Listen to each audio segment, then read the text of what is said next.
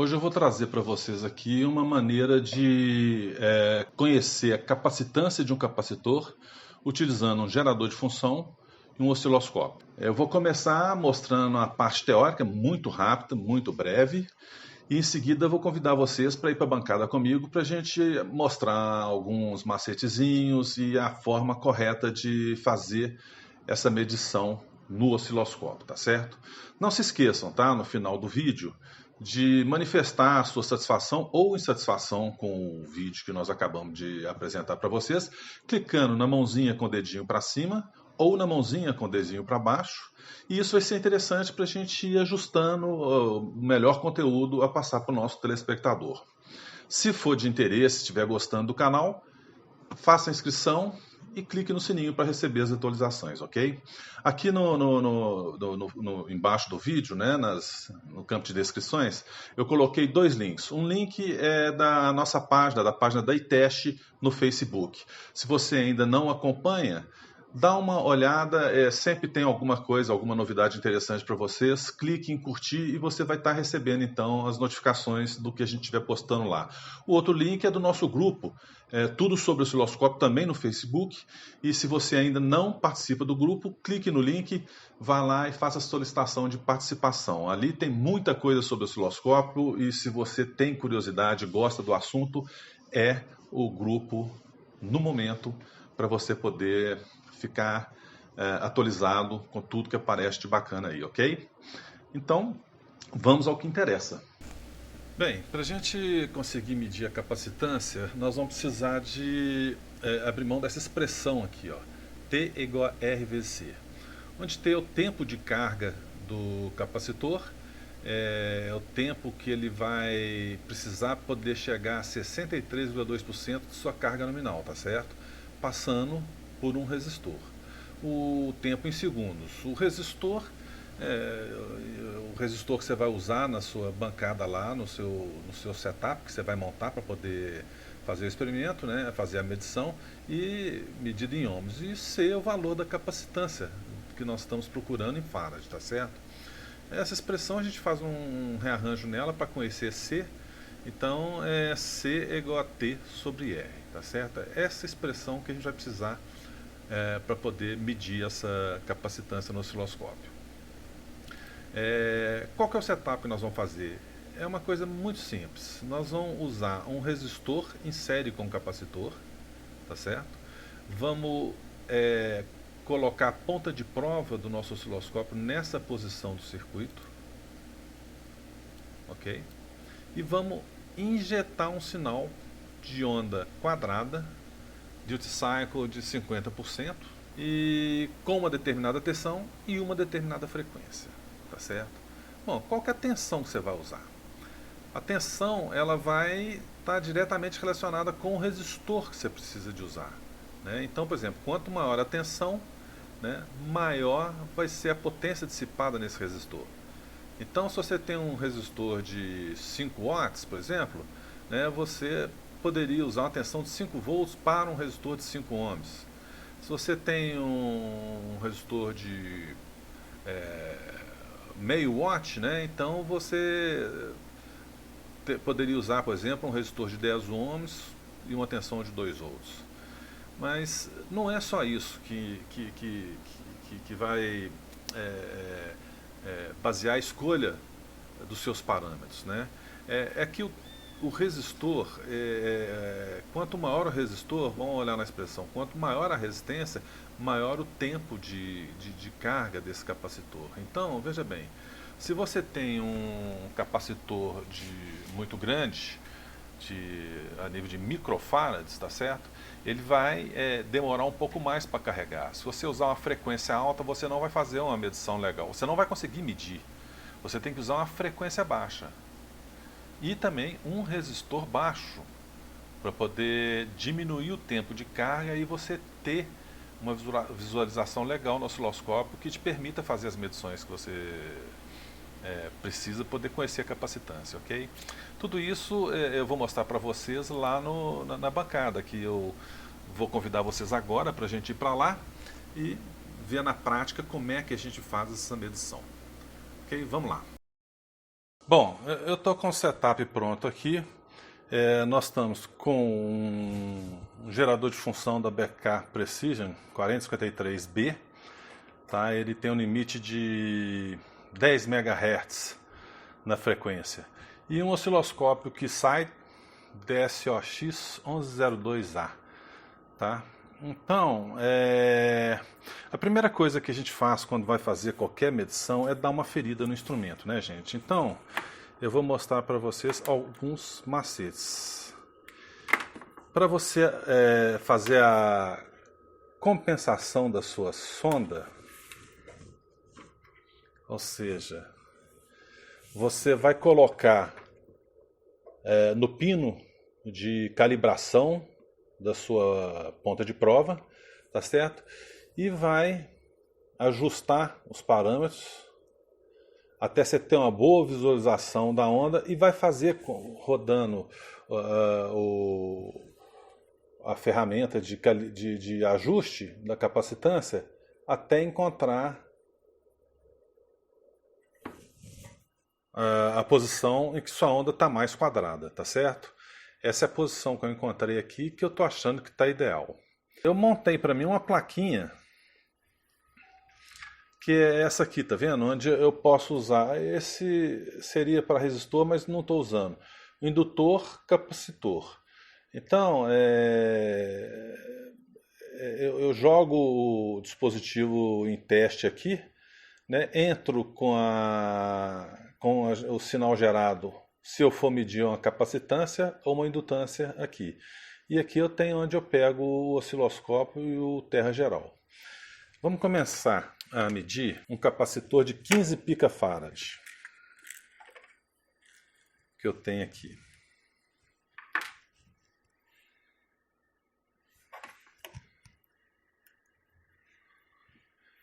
Tá? Eu vou jogar o sinal na entrada do resistor. Eu tenho um resistor aqui, tá certo? Um resistor marrom, preto e vermelho. 1,02, ou seja, 1K. Tá? Eu medi ele, está em torno de 980. Tá? O valor real dele. Tá legal? Para a gente depois fazer as continhas. O que eu tenho aqui? Eu tenho um capacitor de baixíssimo valor de capacitância. Como eu disse, se o valor é baixo, eu tenho que então aumentar a frequência e aumentar o resistor. O meu resistor está fixo, está no valor de 1K aqui, tá certo? Então eu vou aumentar a frequência para poder conseguir uma onda razoável ali. Eu vou passar isso aqui para 1 mega, para você ter ideia, 1 MHz. Ah lá, ó. Esse é o formato da onda que eu preciso de ter, tá certo? Esse é o formato da onda que eu preciso de ter. E é o formato que mostra o início da carga do capacitor. Aqui ele chegou ao seu ponto máximo, ficou carregado, aí o sinal da onda caiu e ele começou a descarregar. Tá bom, então o que eu tenho aqui? Eu coloquei a ponta de prova do canal 2 exatamente na saída do gerador de função. Você está vendo o quê?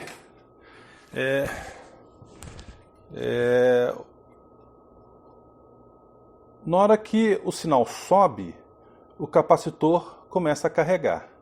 Fica carregado, quando o sinal desce, ele começa a descarregar. Então, essa é toda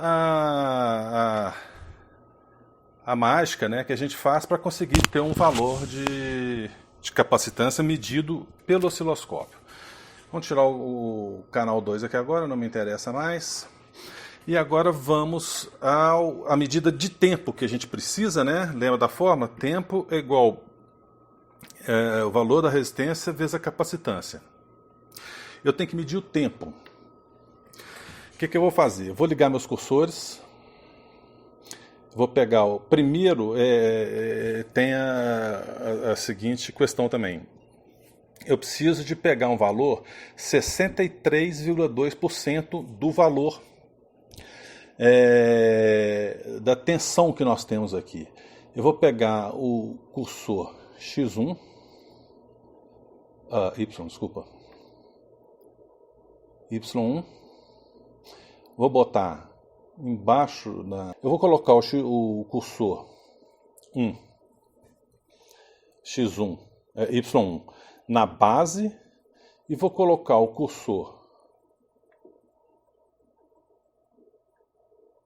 Y2 lá no topo da onda.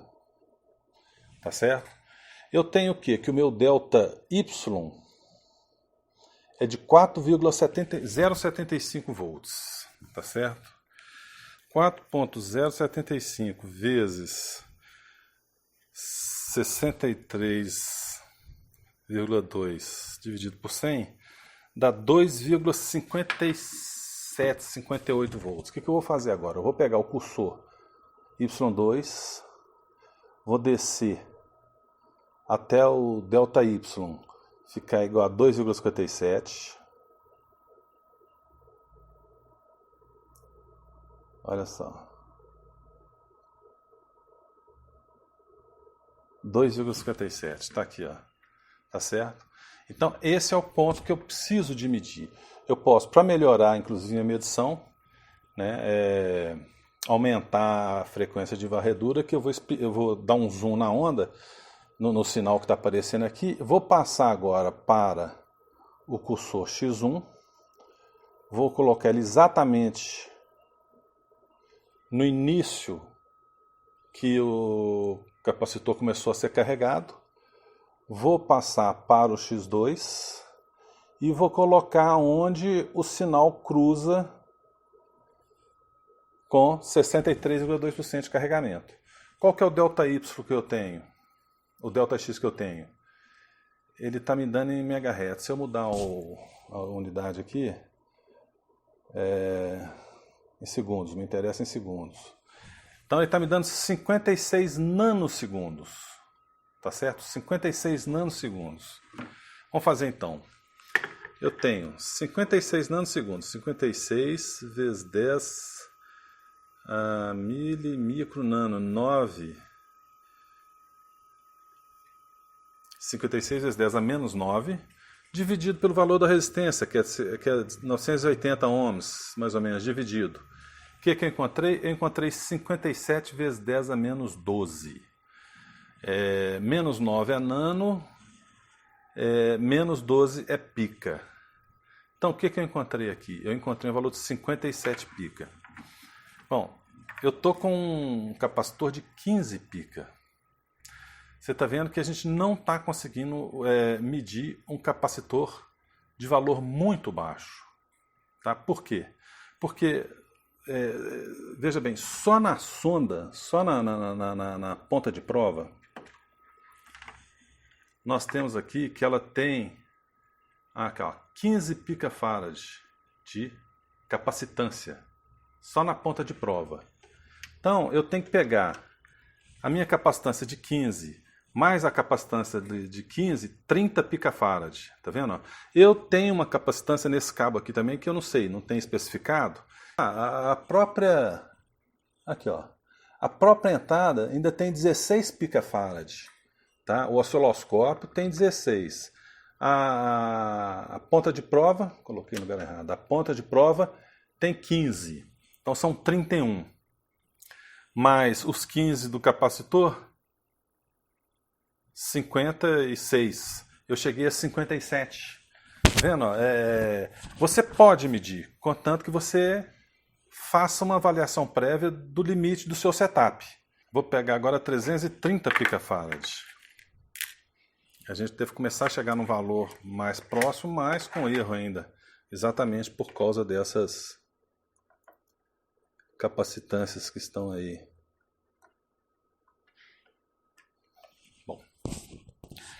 Eu estava com 1 mega. 1 mega agora não está sendo suficiente para 1 megahertz de frequência, tá? 1 megahertz não está sendo suficiente para mim poder carregar, manter ele carregado e descarregar. Então, eu vou passar isso aqui para 800 kHz. Melhorou um pouquinho, mas ainda não foi o suficiente. 500 kHz. Olha lá, ó. Começando a chegar perto daquele formato de sinal que eu comentei com vocês. Vamos passar para 250 kHz. Ó, pronto. Cheguei perto do valor do sinal que a gente tinha comentado, né? E é importante, à medida que você vai aumentando o capacitor, você vai ver que você vai tendo uma queda na tensão também, viu? Eu tô saindo com 4 volts pico a pico aqui, tô chegando 1, 2, não, tô com 4 volts lá ainda, não chegamos a ter acusar uma redução muito grande não. Vamos no mesmo procedimento, tá certo? Eu vou pegar o cursor Y1, Y2, Y1 colocar na base, Y2 colocar na crista do sinal. Eu tenho um delta Y de 4,075 de novo, ou seja, 4,075, 63% disso aí é 2,57. Eu vou pegar então o meu cursor, vou baixar até chegar em 2,57, tá certo? Vou agora dar um zoom na onda, vou passar para o cursor X1, vou colocar no ponto onde ele começa a subir, vou passar para o cursor X2 e vou lá de onde ele está cruzando lá. Ó. Eu tenho um delta Y, um delta X de 330 nanosegundos. Vamos fazer a conta para ver o que acontece aqui agora. Vai ser tempo, que é 330 nano vezes 10 a menos 9, dividido por 980. 336 picafarad. Olha como é que eu já aproximei bastante. 330, 336.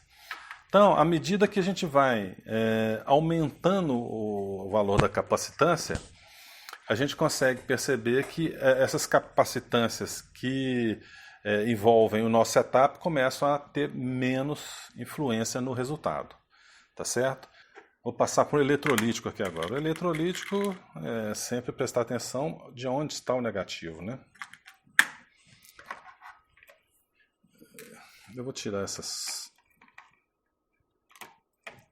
prova de teste aqui porque não estão mais usando e ela está me atrapalhando o setup aqui. Bom, vamos colocar aqui.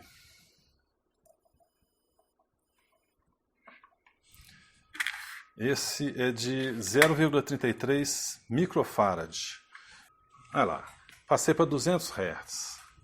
200 Hz mostrou uma onda razoável, um sinal razoável para a gente conseguir fazer a leitura. Eu vou pegar o cursor Y1, já está lá. O cursor Y2, cursor... Gente... Y2, eu tenho 3,975, 3,975 vezes 63,2%, 2,51. Eu vou baixar 2,50, 2,52 por aqui. Se aumentar isso aqui, 2,51. Vou agora dar um zoom aqui no sinal, pegar o cursor X1, colocar no início do carregamento, pegar o cursor X2, colocar onde cruza o sinal e vou lá, 300 microsegundos, 300 vezes 10 a menos 6, errei, 300 vezes 10 a menos 6, dividido por 980. Então eu tenho 306 nano. Ou seja, 0,36 microfarad. Tá? Cheguei com um valor bem próximo aqui do valor do capacitor. Do valor nominal dele, né? Esse é o valor que dá nome para o capacitor. Gente, então é isso, né? Eu espero ter ensinado a vocês a medir, mostrado como fazer uma avaliação do valor do capacitor usando um gerador de função e um osciloscópio. Se você não tem um gerador de função, você pode usar um oscilador qualquer, montado a partir de um 555, por exemplo, né? Ele vai gerar uma onda quadrada e você varia a frequência nele e você consegue fazer a mesma avaliação. Outra coisa é o seguinte, para capacitores de capacidade muito grande, você começa a perder a capacidade de fazer essa avaliação porque você tem que diminuir demais o resistor e a frequência lá. E, por fim, o comentário final que eu queria fazer é o seguinte, que se você não tem um osciloscópio digital, se você tem ele analógico, você consegue fazer as mesmas medições. Você não tem os cursores para poder te ajudar, mas você vai tentar enquadrar a tensão que você está emitindo aqui dentro de 8 quadradinhos, por exemplo. Veja bem, se eu colocar aqui amplitude,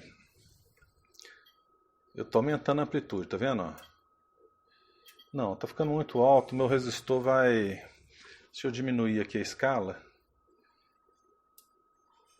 Estou com 3 volts, 1 volt. 1,1 volt, 1,2, 1,3, 4, 5. E mais um quebradinho. Olha lá, ó. Estou no meio certinho. Então, o meu sinal está usando exatamente 8 quadrículas no osciloscópio. Tá certo? Imagina no osciloscópio analógico, você não tem os cursores para medir. Então, se você pegar 63% de 8,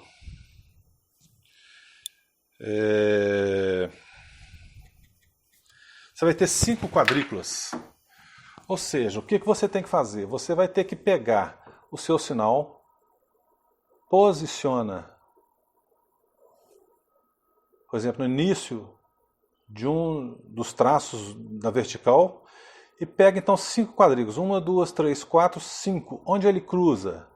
Olha lá, você tem aqui, ó, você pode até baixar o sinal se você quiser aqui, ó.